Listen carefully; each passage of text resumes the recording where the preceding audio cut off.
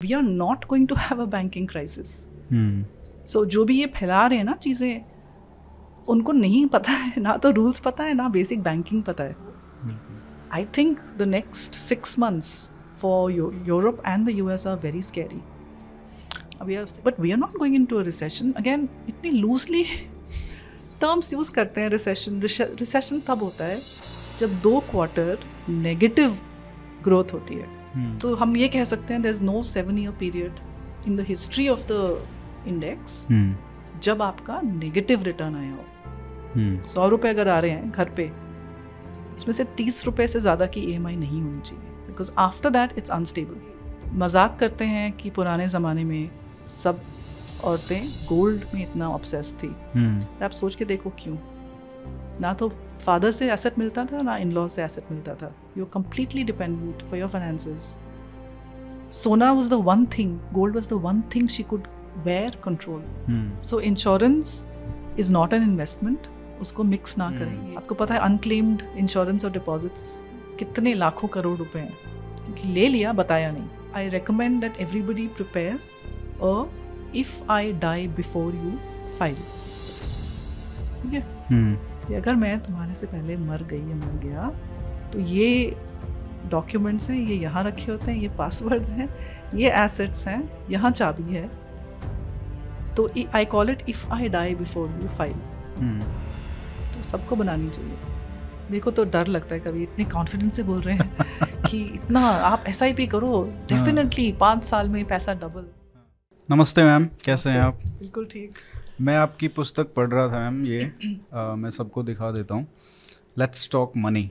पैसे की बात करते हैं. हिंदी में है बात पैसे की. हाँ, बात पैसे की. हिंदी में भी है ये बुक एक्चुअली. ये वैसे 2018 में आई थी और उसके बाद 2021 में रिवाइज्ड वर्जन आया है इसका, कोविड के बाद. पुरानी है 5 साल, लेकिन मैं अगर कहूँ कि नॉलेज जो इसमें है वो पुरानी नहीं होने वाली है. कम से कम अगर आप 2030 में भी इस बुक को पढ़ रहे होंगे तो आप इन्हीं स्ट्रेटजीज़ को आप यूज़ कर सकते हैं. For ever kind of book है ये. इस पे आएंगे, लेकिन पहले जो सिचुएशन है मैम, उस पर थोड़ा बात कर लेते हैं कि लोगों में काफ़ी चिंता है कि क्या हो रहा है. जैसे US में बैंक्स कोलैप्स हो रहे हैं और फेड रिज़र्व जो है वो उनको बेल आउट कर रहा है.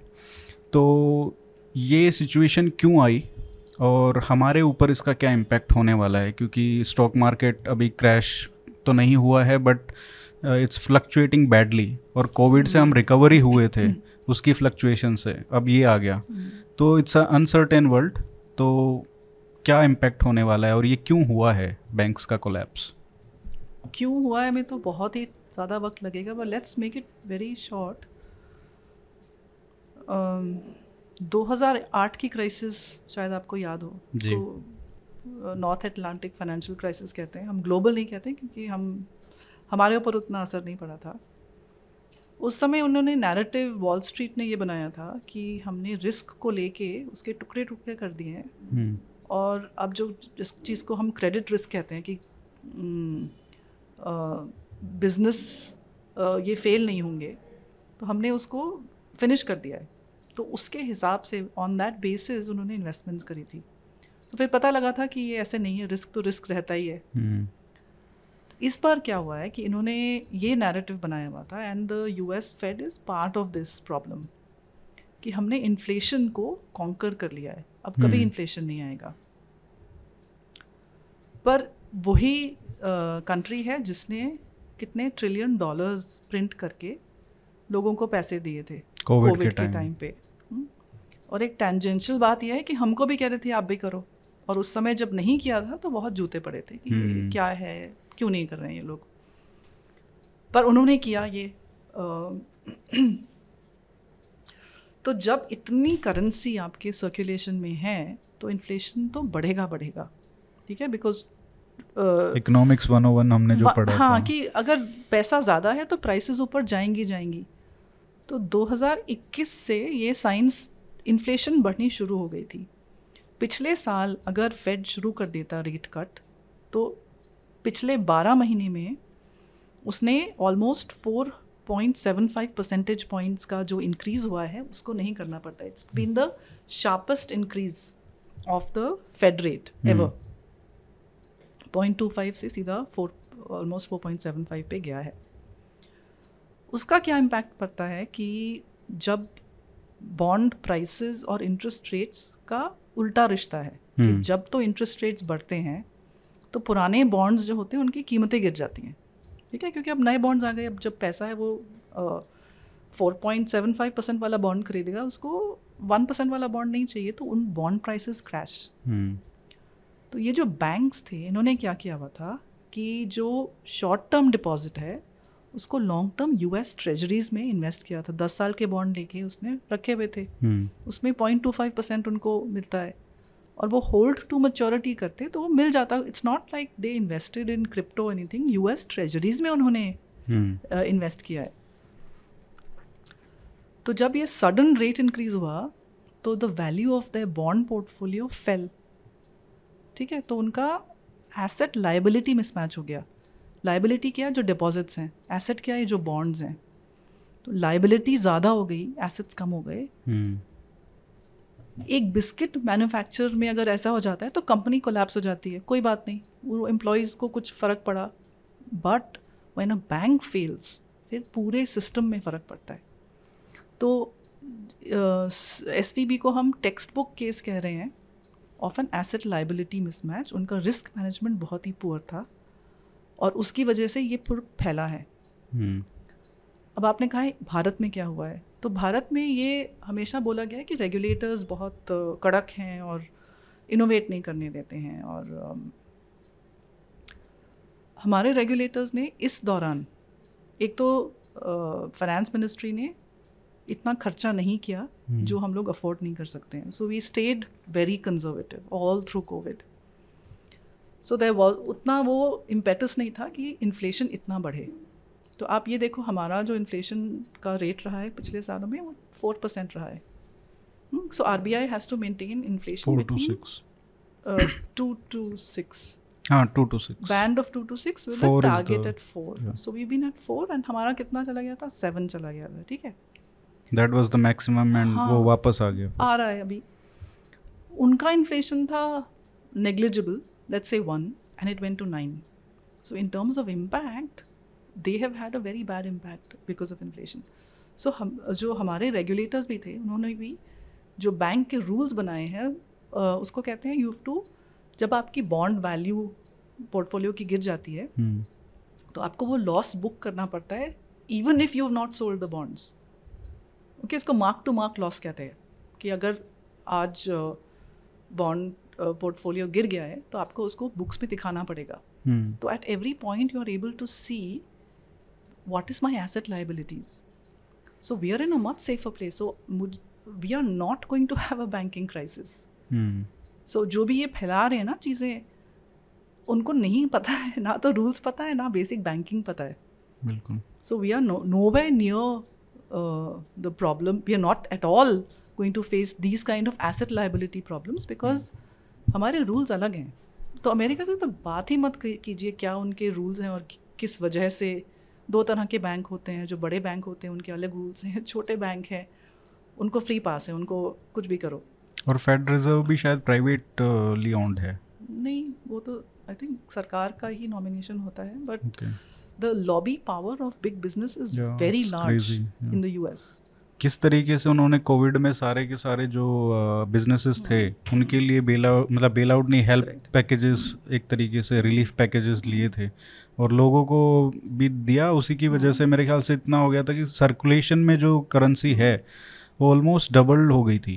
तो ज़्यादा हो गई थी और ऑब्वियसली और वो जो पूरा क्रिप्टो का खेल हुआ है वो इसलिए हुआ है कि जब ज़्यादा पैसा होता है सिस्टम में वो कहीं जाता है, उसको एसेट बबल कहते हैं। Exactly. तो यूजुअली वो प्रॉपर्टी में होता है, रियल एस्टेट में होता है। कभी 2008 के पहले 8 में शुरू हो गया था। इस बार क्रिप्टो में हुआ है क्योंकि जो एक्स्ट्रा पैसा कहीं तो जाएगा।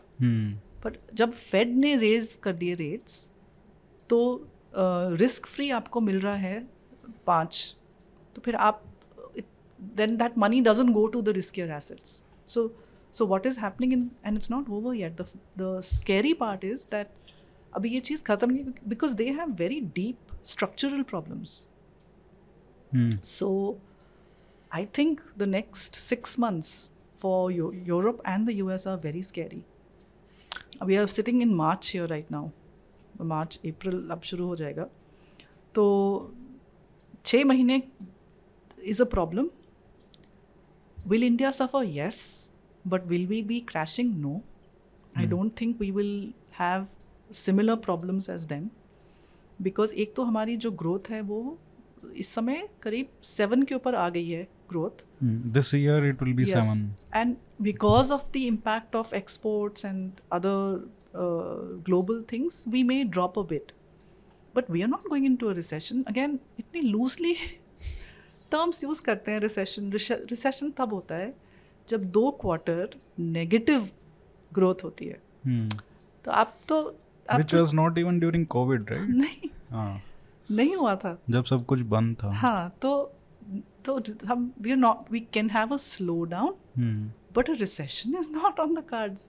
So I'm very afraid when I see these terms being sort of just used without any understanding कि बोल क्या रहे हो यार. तो उनको लगता है मेरे ख्याल से कि क्योंकि जो स्टॉक मार्केट है उसमें नेगेटिव में जा रहा है तो उनको लगता है अरे ये तो उसका इम्पैक्ट है. तो मेरी उम्र इतनी है कि मैंने स्टॉक मार्केट सेंसेक्स को 2000 से देखा है. अभी क्या है 57 58 है. Short term up and down है.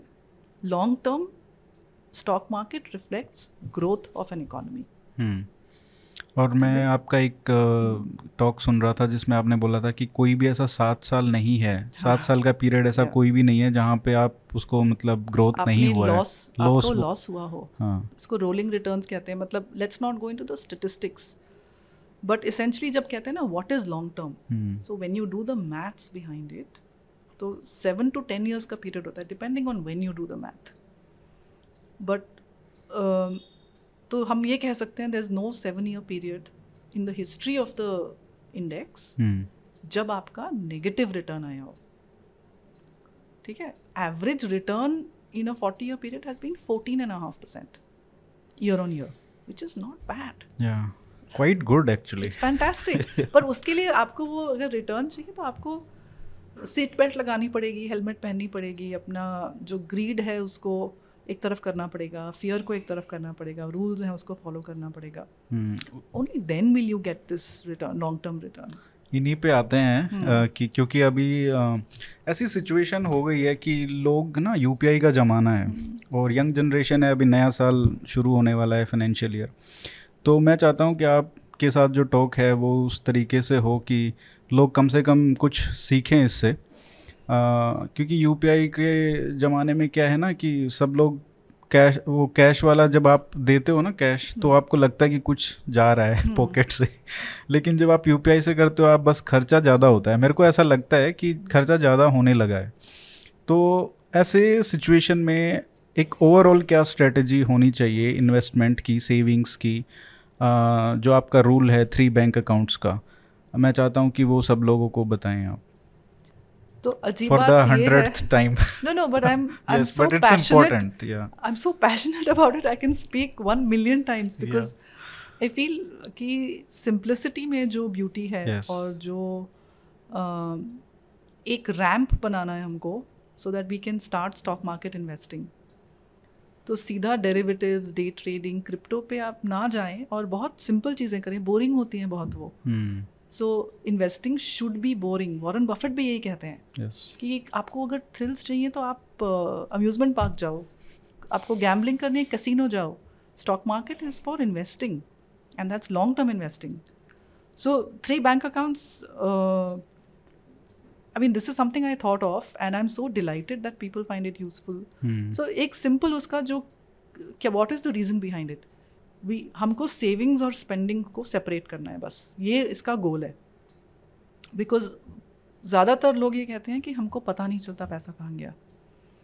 तो क्या ऐसी चीज़ है जिससे कि हम शुरू में ही जितना पैसा हमने टारगेट करना है उसको एक तरफ कर दें, अलग कर दो बैंक से जिसमें से स्पेंडिंग है. और लेबलिंग बहुत पावरफुल चीज़ होती है. आपने अगर किसी चीज़ को लेबल कर दिया है, आप उसको लेबल को वायलेट नहीं करेंगे कुछ भी हो जाए. तो एक सबका सैलरी अकाउंट होता है, उसको इनकम अकाउंट सोच लो कि ये XYZ bank is my income account. तो जो भी पैसा लाइफ में आ रहा है वो उसी में जाएगा, किसी और बैंक में मत डालो, क्योंकि सबका ना जो फाइनेंसेस होते हैं बहुत मेसी होते हैं।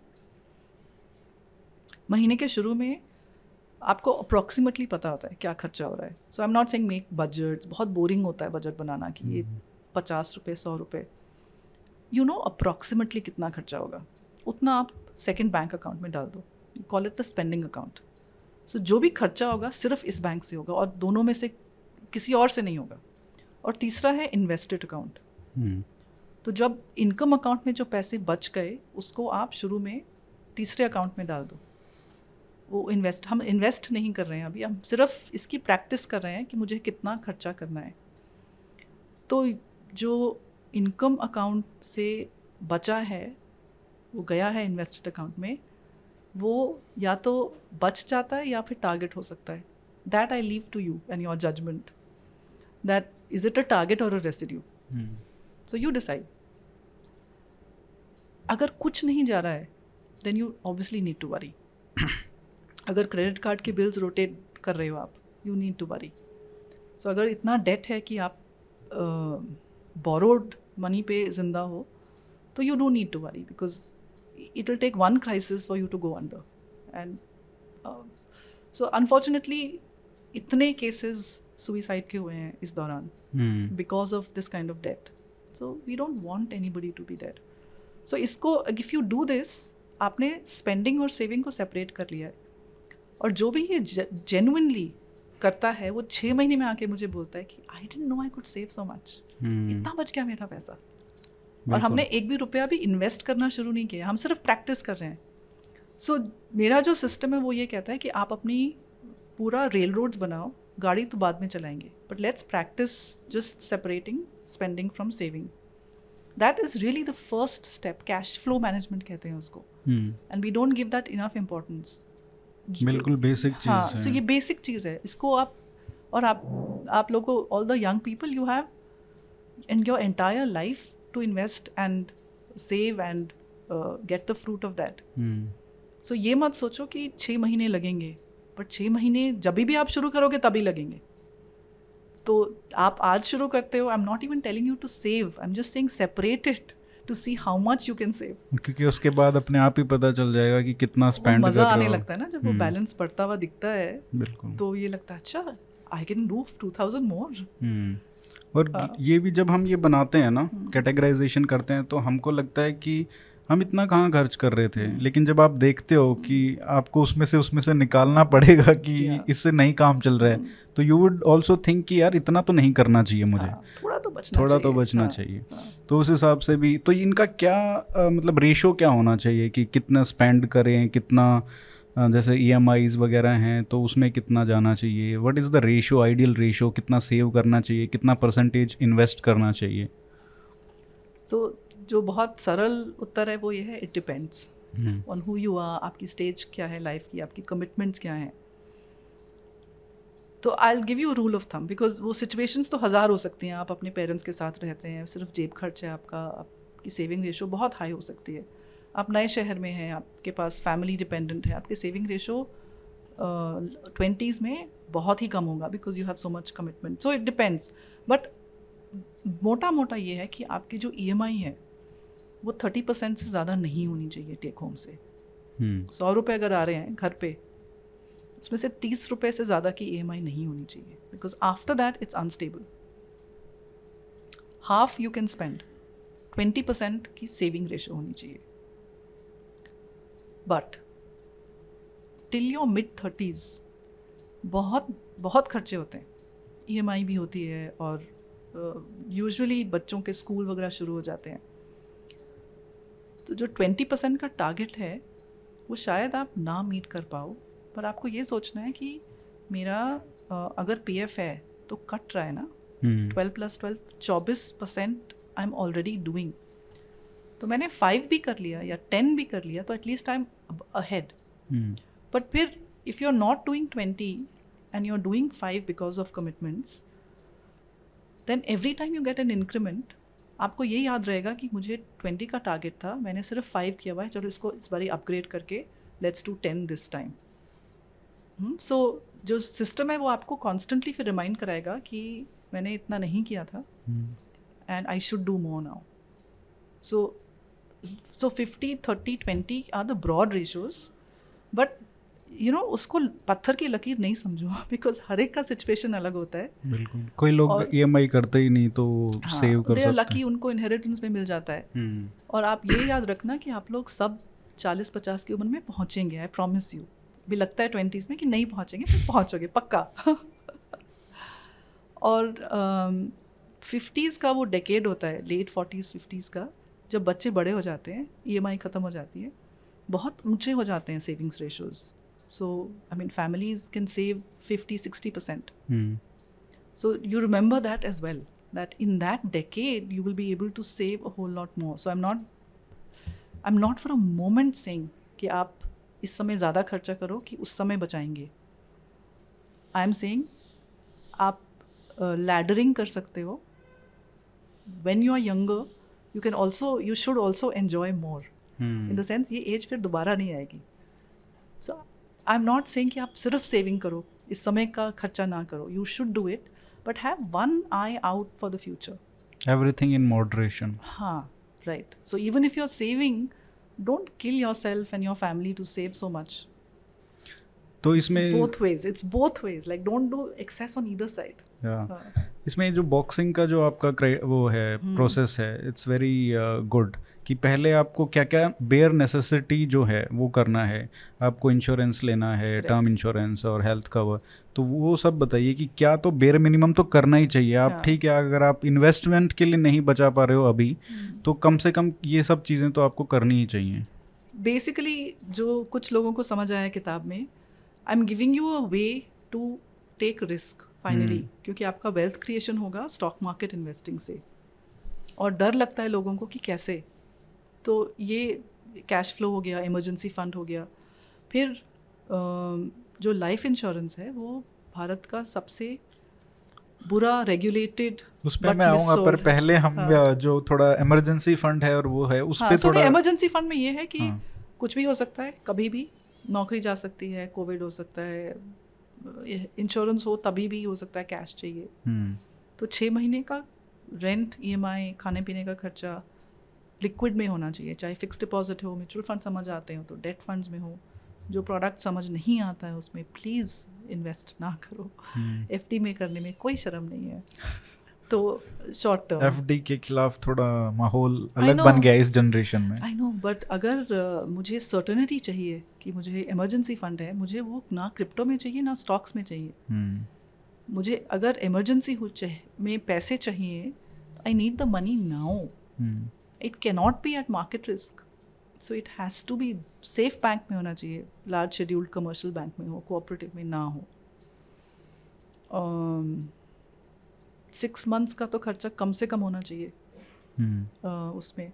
और जो विमेन सुन रही हैं, इसको देख रहे हैं, बहुत ज़रूरी है विमेन के लिए ये वाला पैसा होना. क्योंकि मजाक करते हैं कि पुराने ज़माने में सब औरतें गोल्ड में इतना ऑब्सेस थी. आप सोच के देखो क्यों. ना तो फादर से एसेट मिलता था, ना इन लॉ से एसेट मिलता था. You are completely dependent for your finances. Sona was the one thing, gold was the one thing she could wear, control. So, I mean, they were very smart women. That's all that I can say. So, कौन है risk पे जिन्होंने सोना खरीदना बंद कर दिया और न्यू फाइनेंशियल प्रोडक्ट्स में नहीं ऑन बोर्ड किया है. So what ever works for you. So there is एक डिस्कोर्स बन गया है कि गोल्ड ख़राब है, FD ख़राब है. ख़राब कोई प्रोडक्ट नहीं है. इट डिपेंड्स आपको समझ क्या आता है and how you are using it. अब FD अगर मैं यूज़ कर रही हूँ 20 ईयर रिटर्न के लिए तो ख़राब है. 20 ईयर रिटर्न के लिए मुझे स्टॉक मार्केट में सेफ इन्वेस्टमेंट करना है, मतलब सेफ रूट से. और शॉर्ट टर्म के लिए if I am buying stock product, I can not predict markets, nobody can predict markets. So आपको अपना नीड को मैच करना है प्रोडक्ट से. प्रोडक्ट नहीं खरीदना है, पहले आपको देखना है मुझे क्यों क्या चाहिए, कब चाहिए. You match a product to that need. You don't buy a product just for the return. ये समझ आ जाए ना किसी को. So I was talking of girls. They need really to have under this emergency fund. आपको toxic marriage से निकालता है ये, आपको टॉक्सिक वर्क प्लेस से निकालता है, It gives you that choice to say no to abuse for women. Very important. Actually for everyone. Even जिस तरीके का माहौल हुआ, जैसे कोविड में काफ़ी हुआ था, जैसे आपने बुक में भी लिखा है कि किस तरीके से एक्सप्लॉयटेशन हुआ है वर्कर्स का, और उनके इनकम्स भी कम हुए थे. तो for everyone but especially for girls. Especially for girls. I mean, you see so many women in marriages simply because they are not financially independent. True. तो एक इमरजेंसी हो गया फंड, ये 6 से आपने बोला है कि 6 months to 2 years depending again situation क्या है आपकी, कितनी at much risk is your job at. कोई गवर्नमेंट सर्वेंट है तो ठीक ही है फिर तो ठीक unless you are doing something really shady तो ज़्यादा करने की ज़रूरत नहीं है. तो इसके अलावा किस में फोकस करना चाहिए? इमरजेंसी हो गया, फिर आपने मेडिकल इंश्योरेंस लेना है ऑफिस की तरफ से. मेडिकल इंश्योरेंस पे बहुत इम्पोर्टेंट आपका चैप्टर है और मैं इस पे बात करना चाहूँगा, क्योंकि यंग लोग सोचते हैं कि अरे हम तो इतने स्वस्थ हैं, ऐसे ही रहेंगे, हम तो कुछ नहीं करते, ऐसे ना स्मोक करते हैं ना ड्रिंक करते हैं और हमको कुछ नहीं होने वाला है. But given how even young people have face so much trouble during the last 2-3 years Covid में, और उसके बाद भी हो रहा है हार्ट अटैक्स एंड ऑल. तो नथिंग इज़ सर्टेन. और लोगों को ये समझना चाहिए कि बेशक आप 25 साल के हो, you should take the health insurance, क्योंकि कोई भी मतलब दिस इज़ फॉर इमरजेंसी. नहीं, लोगों को लगता है कि हम क्यों दें, जब प्रीमियम देते हैं तो लगता है कि अच्छा ये तो यूज़ ही नहीं हुआ. पे it's good that it is not being used. अगर गाड़ी है तो फिर गाड़ी का आप इंश्योरेंस नहीं कराते हो? वो तो खैर करवाना पड़ता है. नहीं, थर्ड पार्टी होता है. आप ऑल नहीं कराते हैं, बाकी दूसरा वाला कराते हो ना. एक्सीडेंट होता है तभी पैसे मिलते हैं. बिल्कुल. But you still get your car insured. तो what should be the strategy here? Same thing that you should have your own medical insurance plan. But it's very confusing for people क्योंकि इतने सारे I know that's कॉल भी करते हैं लोग. Health से बोल रहा हूँ, इससे बोल रहा हूँ. किताब पढ़नी पड़ेगी उसके लिए. सारा कुछ इधर ही पूछ लोगे आप. ठीक है, तो इस पे health insurance is a must. उसमें क्या चीज़ अवॉइड करनी चाहिए, या क्या चीज़, एक चीज़ अगर आप एक रिकमेंडेशन आपको देना हो? Don't go for the cheapest plan. One, don't lie on the proposal form. ये कॉन्ट्रैक्ट है. अब कोई इलनेस है उसको छुपाओ मत, और 35 साल से पहले ले लो, क्योंकि लाइफस्टाइल डिजीज़ एक बार ही आ जाते हैं तो वो कवर नहीं होते हैं कुछ साल तक. तो जितना जल्दी आप लेट 20s तक कवर ले लेना चाहिए, बेसिक कवर चाहे हो तो ले लेना चाहिए, बिकॉज उसमें जो प्री एग्जिस्टिंग डिजीज़ है ना वो कवर नहीं होता है इंश्योरेंस पॉलिसी में कुछ साल, 3-4 साल. तो जब आप हेल्दी हैं तब ले लो, फिर उसके बाद कुछ हो जाता है तो वो कवर होता है. और प्रपोजल फॉर्म पे झूठ नहीं बोलो, क्योंकि उनको पता लग जाएगा और उनको रीज़न मिल जाएगा क्लेम को मना करने का कि प्री एग्जिस्टिंग डिजीज़ कोई है तो बता दो. पर मतलब वही है ना, बैलेंस में है कि 18 साल में वायरल हुआ था वो नहीं लिखना है. नहीं, वो सही है, इसलिए पहले लेना ज़रूरी है. क्योंकि अगर आप उसको ज़्यादा डिले करोगे तो ऑब्वियसली आपकी जो प्रोबेबिलिटी है डिजीज़ का नहीं, और आप लोग सोच रहे हो कि आपको नहीं है, पर आप का एक जेनेटिक पूल है. तो आपने कुछ नहीं किया है, पर आपके एंसेस्टर्स को अगर कोई डिजीज़ था ऐसा तो आप में आएगा. Exactly. तो आपने कुछ नहीं किया है. So don't take it lightly. So you have young people जिनकी हार्ट प्रॉब्लम्स हैं, या ब्लड प्रेशर है, या डायबिटीज़ है. उनके वो कह रहे हैं हमने तो ठीक ठाक खाया पिया है, but there is that's your along with the 2 BHK ये भी इनहेरिट करेंगे आप. ज़्यादा घी भी खाओगे तो फिर होगा भी वो भी. ज़्यादा अच्छा खा लिया, उनके लिए वो है ना कि ज़्यादा घी खाना मतलब ज़्यादा अच्छा खाना. एक और जो चीज़ जो लाइटली ली जाती है वो है लाइफ इंश्योरेंस, और कुछ ज़्यादा सीरियसली ले लेते हैं उसको, वो भी फिर रिग्रेट करते हैं, और जो लाइटली लेते हैं वो भी करते हैं.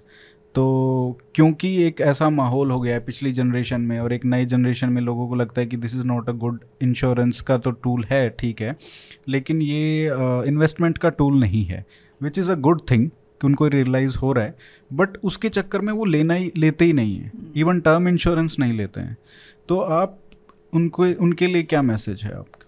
यही है कि अगर आप प्रिंसिपल ब्रेड विनर हैं और आप कहते हैं you love your family and you have an untimely death, तो क्या उसमें लाइफ इंश्योरेंस क्या करती है कि जो फैमिली बच जाती है उसका भरपाई करती है, जो आपकी वेरी क्रूडली जो आपकी अर्निंग ईयर्स थे जो आप नहीं हैं अब कमाने के लिए, तो उनको वो पूरा पैसा ऑलमोस्ट लंप सम में एक बार में मिल जाता है for them to live on.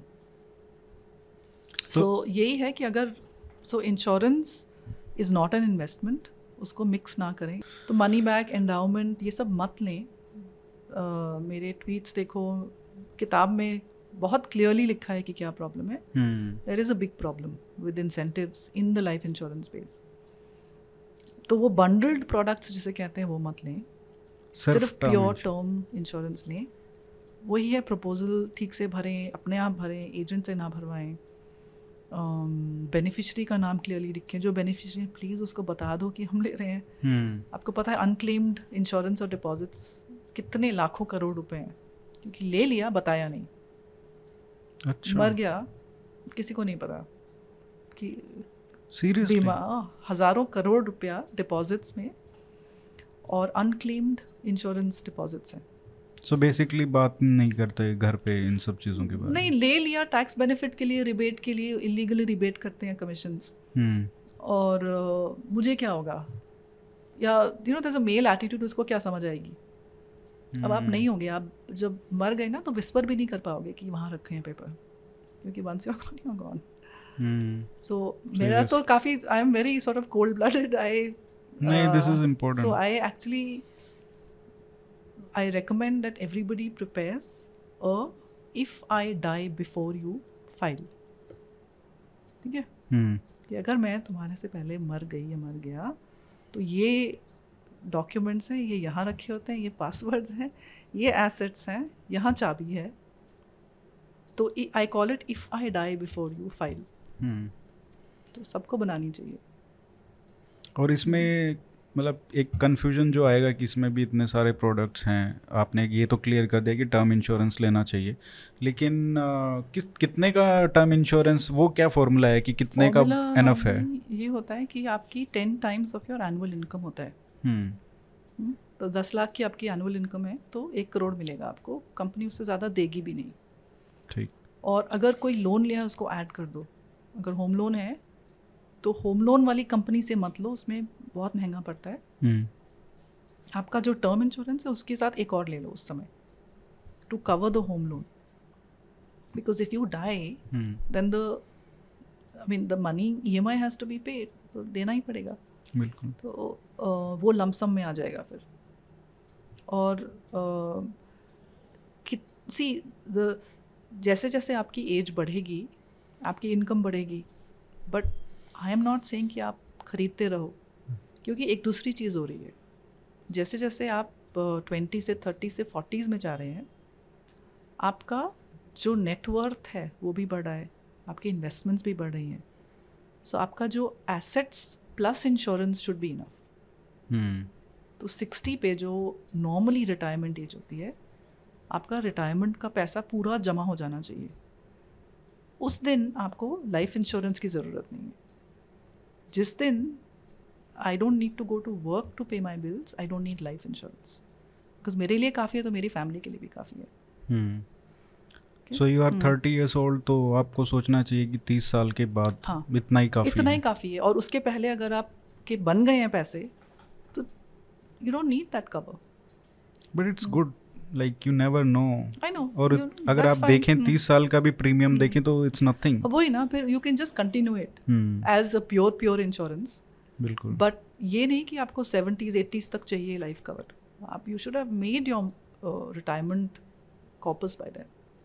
अब इसमें काफ़ी चीज़ें हैं, जैसे इमरजेंसी फंड है 6 लाख, मतलब मान लीजिए अगर किसी की इनकम 1 लाख है तो 6 लाख। इनकम नहीं, स्पेंडिंग। अच्छा, एक्सपेंडिचर का 6 months ऑफ स्पेंडिंग। हाँ, बिकॉज इनकम तो कितनी भी हो सकती है। आप जो स्पेंड कर रहे हैं 50,000 1 लाख महीने का, उसका 6 टाइम्स।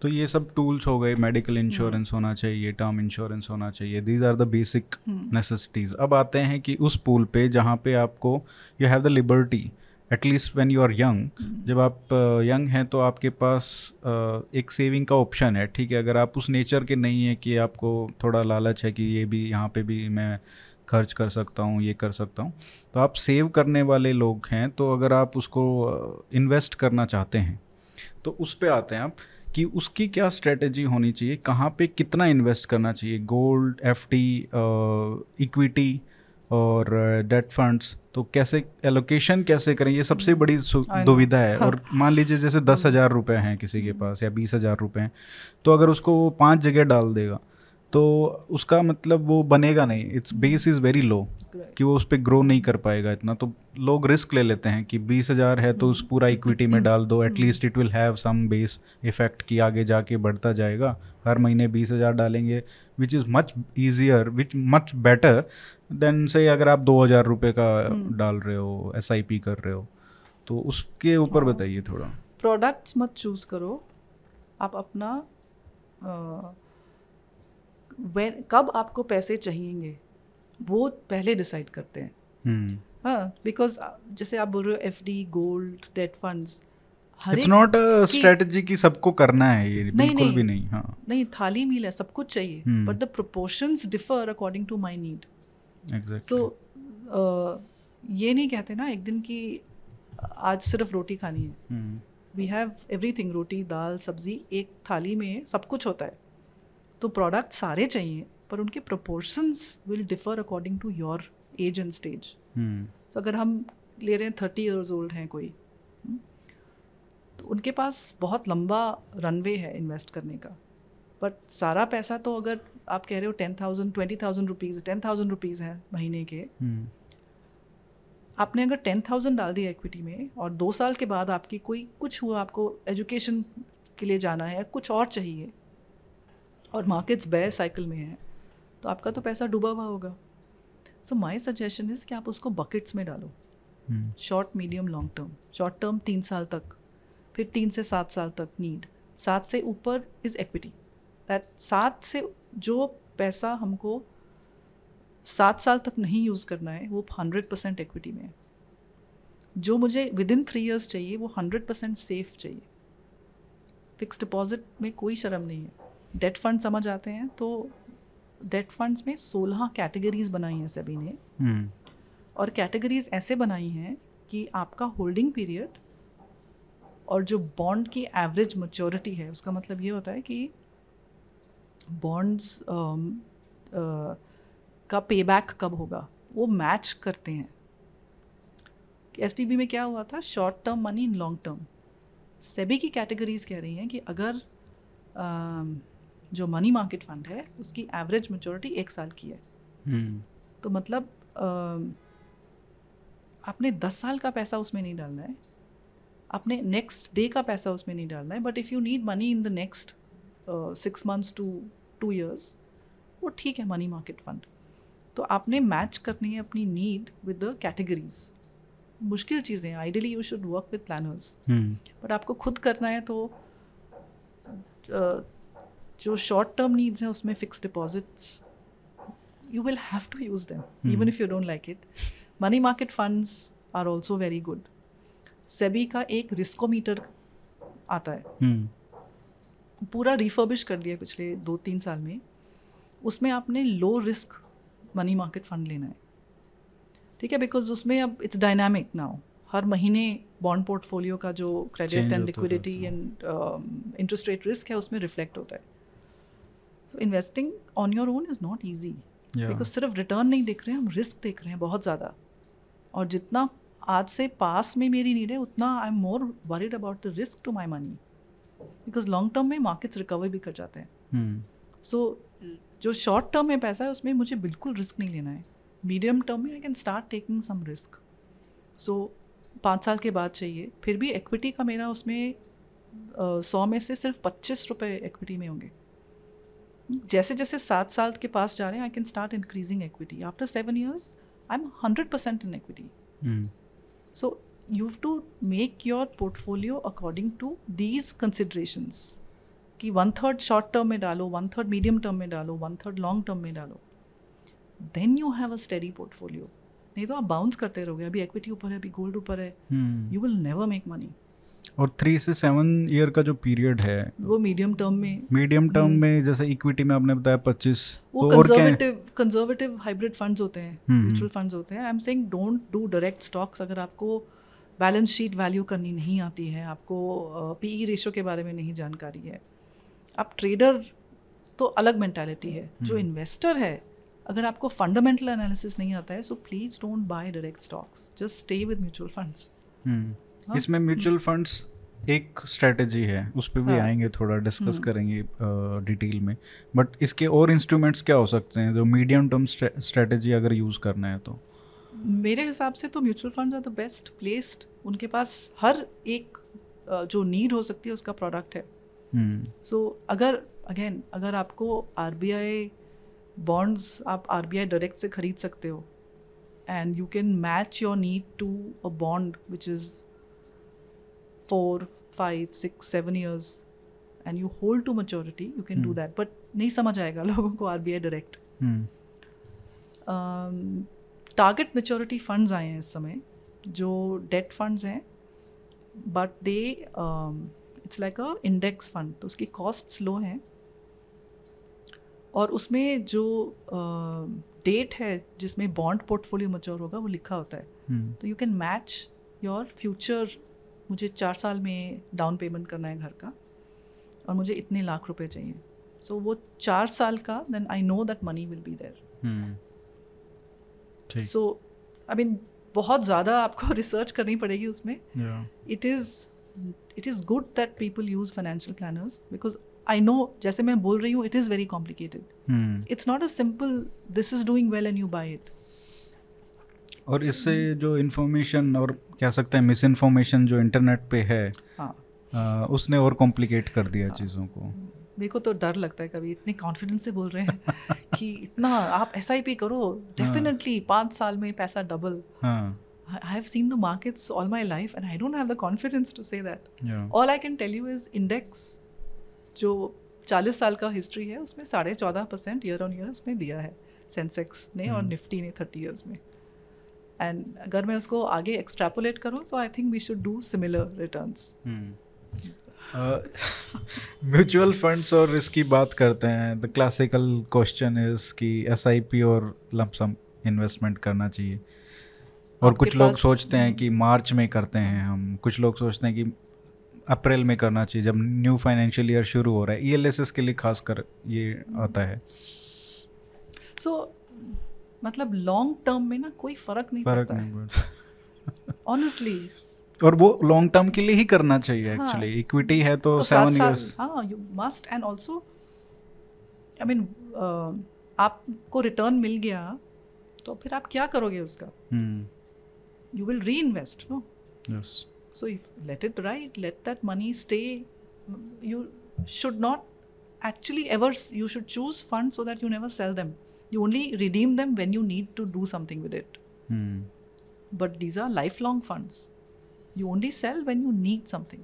तो 7 साल से अगर ज़्यादा का लॉन्ग टर्म पीरियड आप सोच रहे हो तो आपको उसको देखना भी नहीं चाहिए, आप जस्ट कीप इन्वेस्टिंग। जो जिसको समझ नहीं आता है और जिसको चूज़ करना नहीं आता है उसके लिए बहुत सिंपल प्रोडक्ट है, उसको इंडेक्स फंड कहते हैं।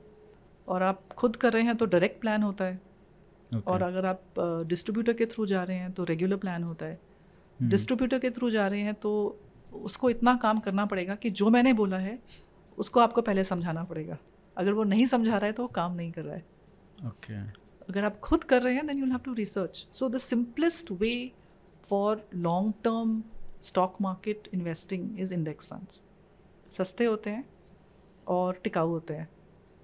सुंदरता आपके ऊपर, आप अगर होल्ड करेंगे 10, 15, 20 साल तो बहुत ही अच्छे हैं। with the Sensex and markets, right? It is tracking it exactly. So जो फंड मैनेजर है वो कॉल नहीं कर रहा है कि मुझे ये स्टॉक खरीदना है या बेचना है। और सेंसेक्स और निफ्टी में जो स्टॉक्स हैं वो फॉर्मूला के ऊपर हैं। Okay. That if the formula according to whatever market cap is that stocks are brought in and stocks are removed. So Sensex तो you don't have to worry कि आज जो कंपनी है वो कल रहे ना रहे। तो स्टॉक जैसे आई थिंक 30 साल के बाद सिर्फ 6 स्टॉक्स हैं सेंसेक्स में जो अभी वही हैं जो 30 साल पहले थे। तो आपने कुछ नहीं किया है, फॉर्मूला की वजह से स्टॉक्स निकले और आए हैं। जो फंड मैनेजर है वो उसी हिसाब से निकालता और ख़रीदता रहता है। So at every moment you are holding some of the best stocks in the country through an index fund. So मतलब this is your base level of investing. और आप देखिए ना 10 साल पहले कहाँ था सेंसेक्स और आज कहाँ पे है। हाँ, तो यही डर लगता है लोगों को कि is it a good time. तो मैं पूछती हूँ is it a good time to eat roti? अरे it's these are basic products, you must have them. Actually वो रिग्रेट्स होते हैं ना कि कोविड के टाइम पे जब मार्केट नीचे गया था ना तब खरीद तो आप सोचो मेरा हाल, अगर मेरे पास उस समय पैसे होते जब सेंसेक्स 2000 पे था तो मेरा क्या। Look, we are not big business people, हमारे पास रेगुलर इनकम आती है। तो SIP वर्सेस लमसम का यही तोड़ है कि जैसे आता है वैसे ही निवेश करो, उसको कलेक्ट मत करो, वो खर्च हो जाएगा, कोई आपसे लोन लेके चला जाएगा, पैसे की खुशबू आ जाती है, people will not let that cash remain with you और you will spend it. So as it's coming at the top of the month उसको अलग करो और SIP में बांध दो। तो ये लमसम सिप ये सब स्ट्रैटेजीज हैं, पर अगर आप लॉन्ग टर्म इन्वेस्टिंग देख रहे हो तो इट मेक्स नो डिफरेंस। चाहे आपने मार्केट पीक पे करा हो इन्वेस्ट, चाहे बॉटम पे किया हो, अगर आपने 30 साल होल्ड किया है तो आपका रिटर्न ऑलमोस्ट सिमिलर होगा इंडेक्स में। बिल्कुल। एक और जो वरी है और जो क्वेश्चन है जो सभी के रहता है थोड़े से पैसे आते ही कि घर खरीद लेते हैं और 20-20 साल 25-25 साल तक वो EMI भरते रहते हैं फिर। And given the structure market में मोस्टली प्राइवेट सेक्टर जॉब्स में ही हैं लोग और वो कभी भी जा सकती है, हमने कोविड में भी देखा, इतना अनसर्टेनिटी है। तो इसका रेंट क्या और बाय। हाँ, रेंट और बाय। तो roof over your head is very nice, पर आप तब खरीदो जब आप एक शहर में सेटल होने का डिसाइड कर लो। सो स्पेशली जो यंग लोग हैं they are moving around Bharat में, अब्रॉड। आपने घर खरीदा तो आप बंद जाओगे, maybe this is not the age. कुछ लोग सोचते हैं ना कि खरीद लेते हैं, कम से कम किराया तो आएगा उसका। तो अगर आप इन्वेस्टमेंट की तरह खरीद रहे हो तो आप उसकी यील्ड देखो। इमोशन, पैसे में इमोशन मत तक रखो कि वो लकी है और वो कलर है, all that is nonsense. You should be very cold when it comes to money, plus minus करो। सो अगर आपने इन्वेस्टमेंट किया है रियल एस्टेट में तो उसका रेंट का यील्ड क्या है? यील्ड का मतलब क्या होता है? Annual rent divided by the capital value, जितने का खरीदा आपने, उसकी यील्ड नेट भी नहीं, मतलब कॉस्ट निकाल के भी नहीं, ग्रॉस यील्ड इस समय 1.5 या 2% है। आपको PPF क्या दे रहा है? 7.5-8। एंड मे लॉन्ग टर्म मतलब अगर आप 1 करोड़ का प्रॉपर्टी लेते हो और उसका रेंट क्या है 10 लाख है मान लीजिए, जो कि मैं बहुत ज़्यादा बोल रहा हूँ। 10 लाख महीने का? नहीं, साल का वो भी नहीं होगा। वो मैं कह रही हूँ आप अपना जहाँ भी है ना, आप देखो कि जितने पैसे में आपका जो रेंट है वो फ्रैक्शन है आपकी EMI का। जैसे जो नॉर्मल रेट्स हैं, दिल्ली NCR की बात कर लेते हैं, कहीं भी देख लो आप, 1 करोड़ का अगर फ्लैट है तो उसमें 30,000 तो किराया रहता है। ठीक है, 30,000 के हिसाब से भी अगर आप देखोगे तो 3,60,000 होता है। तो उसकी क्या yield? 3.6%। So I mean if the yields have gone up, फिर 4% यील्ड पे you start thinking it's a good market. पिछले कुछ साल में 1.5-2% था, और 4% अगर यील्ड पहुंच रही है तो you can start looking to buy for investment also. I mean Bharat में ना मार्केट में ब्लैक मनी की वजह से बहुत ज़्यादा वेरिएशन है। सो मैच्योर मार्केट्स हैं उसमें EMI और रेंट में कुछ ज़्यादा फ़र्क नहीं है। अच्छा। यहाँ पे जो आप 30,000 रुपये का रेंट दे रहे हो उसकी EMI तो ऑलमोस्ट 90,000 1 लाख की होगी। It's a multiplier. Yes. So when you're buying for investment, you see what is my return. और रियल एस्टेट में आपको मेंटेनेंस में भी खर्च करना है। आप जब टेनेंट जाएगा तो आपको फिर दोबारा से करना पड़ेगा। So there is a cost to real estate. So if you are okay with that and your yields are not bad, then you can do that. But अगर आप अपने लिए रहना चाहते हैं तो आप फर्स्ट फिक्स कर लो ना कि इस शहर में बसना वो है। तो पॉसिबल ही नहीं है जिस तरीके का आज का। हाँ, तो अभी फिर आप थोड़ा वेट करो, लुक एट द यील्ड्स, आपको कोई बहुत कंपेलिंग डील लगती है तो उसको लें। और see again these are difficult things that अगर आप प्लान कर रहे हो कि सेटल नहीं करना है काफ़ी टाइम तक, फिर आपको ये भी देखना है कि आपको इनहेरिटेंस में कोई अगर प्रॉपर्टी मिलेगी तो finally that can be your place. So you have to think of some of these things. हाँ, बिकॉज वो काउंट नहीं करते हैं यूजुअली लोग। नहीं करो, पर अगर आप, कुछ लोग होते हैं कि दे नो कि यहाँ रहना है, बच्चे हैं वो स्कूल जाएंगे तो हमको अपना घर चाहिए, that's fine. But if you are you know, you've decided not to get married, you're deciding that I don't want to be tied down, then you just grow your assets. So you बहुत अपना जो portfolio है उसको इतना strong बनाओ कि जिस दिन चाहे घर खरीदने का यू कैन बाय। फाइनली जो क्वेश्चन आता है कि हम रिटायरमेंट की बात करते हैं, आज की जनरेशन सोचती है कि हम क्यों, रिटायरमेंट का तो ज़माना गया। Correct. वो पुराना ज़माना था जब लोग 60 पे रिटायर हो जाते थे और 30 साल सोचते थे 20-30 साल हम जिएंगे बिना कमाए। लेकिन अभी लोगों को लग रहा है कि हम तो हमेशा काम करेंगे, विच इज़ गुड। हाँ, मतलब बहुत अच्छी बात है क्योंकि रिटायरमेंट के बाद बोर किसने होना है। हाँ, लेकिन ऐसा ये आइडियल सिचुएशन है। बट एक पॉइंट तो आता है। नो, तो दो चीज़ें हो जाती हैं इसमें कि आप you may want to work, but एक एज के बाद you can get outskilled. Technology can possibly outstrip what you are bringing. और तो आप के स्किल सेट्स आप इतना काम नहीं करते हैं कि आप मैच करें जो न्यू वर्कफोर्स आ रही है। You are not able to keep up, so you don't get the work जो आपको लगता है मुझे मिलना चाहिए। और दूसरा हो सकता है कि हो सकता है you are too ill to work, your health is not so good कि आपको सपोर्ट करे उस काम करने में। तो विलिंगनेस हो सकती है, अवेलेबिलिटी ऑफ वर्क एक चीज़ है, और the ability of this human physical body to do what is required is the other thing. Because मैं काफ़ी लोगों को बोलती हूँ कि एजिंग ऐप ना एक आप डाउनलोड करो और अपनी शक्ल देखो 40, 50, 60, 70 and you know I promise you will all get there. It's very interesting to see your own face. Yeah. Because you will get there. For millions of years people have got there, you will also get there. It's a very different world when your body is not young anymore. So at that time you will wish that I had money. I don't want to do this. I don't want to go out. So उस situation के लिए, so of course it's a very good idea कि आप कभी काम करना ना बंद करें, because काम नहीं है तो जिंदगी नहीं है। अब जैसे गवर्नमेंट जॉब्स में जो लोग हैं उनके लिए ठीक है, एनपीएस का एक उनको चिंता करने की जरूरत नहीं, कम से कम वो कॉर्पस तो है। लेकिन जो प्राइवेट सेक्टर में है they are not thinking about retirement at all. उनके लिए उनको क्या करना चाहिए, like what concrete steps they should take?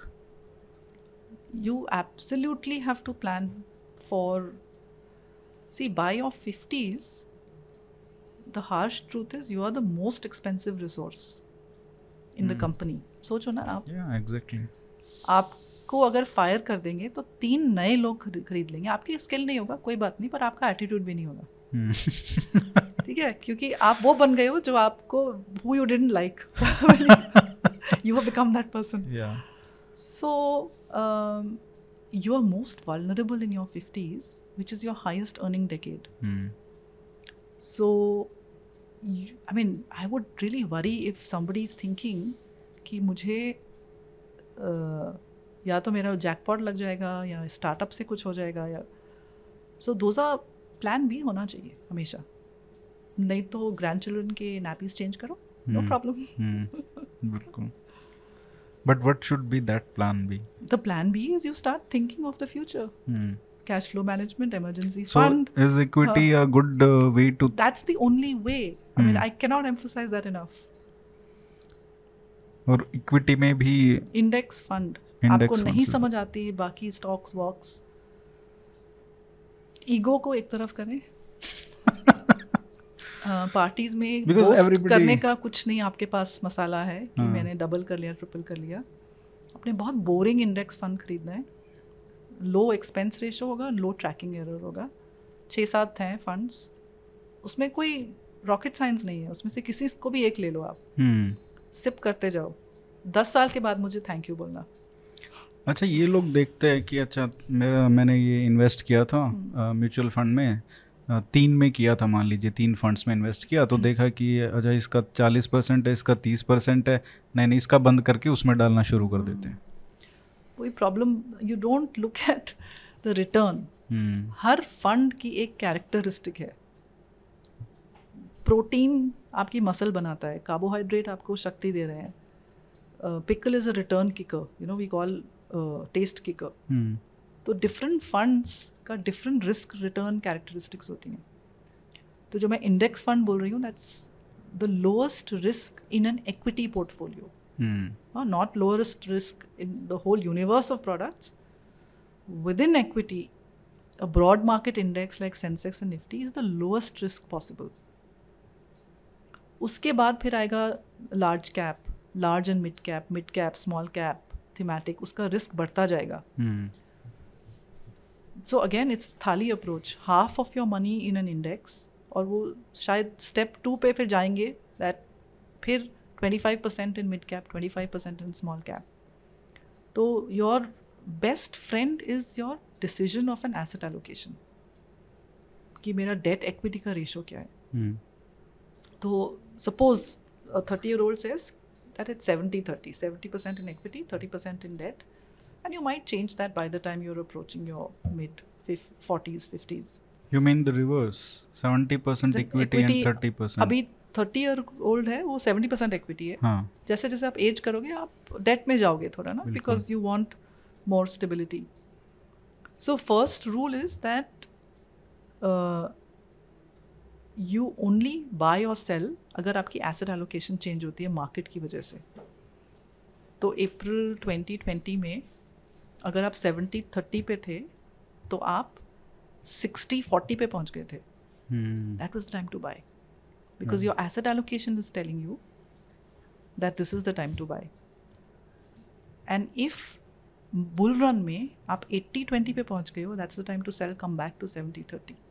So I'm saying आप stick to this principle. हाँ, you use a strategy which is not dependent on fear, emotion, greed कि अभी मार्केट बढ़ रहा है तो और डालो, नहीं, ये उल्टा है। बिल्कुल। और कितना कब करना है, जब आपकी एसेट एलोकेशन चेंज हो रही है। अच्छा, इसमें जैसे आपने बताया कि कितना इम्पोर्टेंट है कि इतने सारे कॉम्प्लेक्सिटीज़ हैं, तो एक बहुत ज़रूरी चीज़ है कि फाइनेंशियल प्लानर होना चाहिए आपको हेल्प आउट करने के लिए। कहाँ मिलते हैं ये फाइनेंशियल प्लानर्स? तो म्यूचुअल फंड डिस्ट्रीब्यूटर्स जो हैं वो एक्चुअली एजेंट्स होते हैं, बट वो सेबी की रिक्वायरमेंट है कि वो बेसिक सूटेबिलिटी और रिस्क असेसमेंट करें। तो कुछ डिस्ट्रीब्यूशन फर्म्स इतनी अच्छी बन गई हैं दैट उन्होंने प्लानर्स का काम कर रहे हैं वो। तो एम्फी की वेबसाइट है, उस पर उनके सारे नाम, एड्रेसेस, लोकेशन सब हैं। और बेस्ट ये होगा कि जैसे आप डॉक्टर या लॉयर ढूंढते हैं ना, वैसे ही प्लानर या डिस्ट्रीब्यूटर ढूंढें, पूछ के लोगों से कि यूज़ किया है, what was your, how happy are you. और फाइनेंशियल प्लानर वो होता है जो सेबी से अलग रजिस्ट्रेशन मिलता है उसको, वो आपकी पूरी फाइनेंशियल प्लानिंग करेगा, सिर्फ इन्वेस्टमेंट्स नहीं करेगा, इंश्योरेंस भी करेगा, आपका इंटरजेनरेशनल वेल्थ ट्रांसफ़र में भी हेल्प करेगा। और इसमें ब्रॉड कंसेंसस है क्या? क्योंकि जैसे हेल्थ कोच हैं वो आपस में ही लड़ते रहते हैं कि अरे तुमने प्रोटीन का ज़्यादा वो कर दिया हो, तो इन लोगों में भी है? हाँ, नहीं, आई थिंक बेसिक रूल्स जो मैंने बताए हैं वही हैं। ओके। और कोई बहुत फैंसी चीज़ नहीं है। यही है, एसेट एलोकेशन होना चाहिए, ज़्यादा एग्रेसिव हों कुछ लोग ऐसे नहीं, it depends on your willingness to take risk. वो मतलब दे हैव नो इंटरेस्ट कि आप जैसे वो इंश्योरेंस एजेंट्स होते हैं उसकी तरह से आपको वो नहीं करते, बिकॉज उनका ये है कि जैसे जैसे आपका उनके साथ एसेट्स बढ़ेंगे उनकी जो इनकम है वो बढ़ती जाएगी। ओके। तो इंसेंटिव स्ट्रक्चर पे सभी ने काम किया है कि जो डिस्ट्रीब्यूटर्स हैं उनको ट्रेल कमीशन मिलता है, आप नहीं देते हो, कंपनी देती है। तो जैसे आपके पोर्टफोलियो का साइज बढ़ेगा, उनकी इनकम बढ़ती जाएगी. So it's in their interest that you do well. Okay, so the incentive structure is being turned. And then there financial planners जिसको आप फीस देते हो, वो आप चेक काट के उनको या व्हाटएवर आप अलग से फीस देते हो, वो आपको डायरेक्ट प्लान में डालते हैं.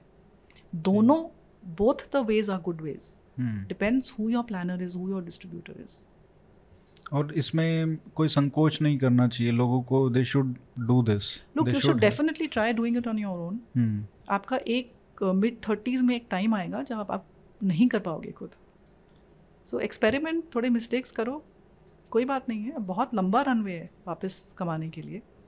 बट एक स्टेज आएगा जब आपको लगेगा कि आई नीड मोर हेल्प. आपका पोर्टफोलियो साइज इतना हो जाएगा. जब ये स्टेज आ जाए कि जहाँ पे भी पैसा डालता हूँ वहीं पे डूब जा रहा है, तो जरूरी है, आपको करना नहीं चाहिए. नहीं, डूबना तो नहीं चाहिए अगर आपने लॉन्ग टर्म के लिए डाला. कुछ होता है ना कि वो, ये स्टेटमेंट मैंने बहुत सुना है कि जब भी पैसा डालते हैं आप इतने इम्पोर्टेंट नहीं हो. I mean all I can tell you from the market side is you are not that important. पता नहीं, बिगनर्स लक होता है शायद. कुछ कोई लक नहीं है. There is no luck. I am sorry, there is only a long term science to the market. Short term है वॉलेटाइल, उसमें कोई लक की बात नहीं है. आपकी ग्रीड आ गई कि मार्केट ऊपर हो रहा है तो आपने इन्वेस्ट कर दिया. ये प्रॉब्लम है. अच्छा, इसमें जैसे एक बात आती है कि हमारी जो फाइनेंशियल एजुकेशन है, specially for kids, for younger generation, वो बहुत पुअर है. क्योंकि स्कूल्स में, कॉलेजेस में, कहीं पे भी नहीं पढ़ाया जाता है unless you specifically go for it. But everyone needs it. तो उसको कैसे हम कर सकते हैं? लाइक स्कूल एजुकेशन में इसको इंक्लूड करें या कॉलेज में एटलीस्ट 1-2 सेमेस्टर में तो पढ़ाना चाहिए. No, I agree with you. तो आई थिंक मुझे लिखनी पड़ेगी उसकी करिकुलम की किताब ना.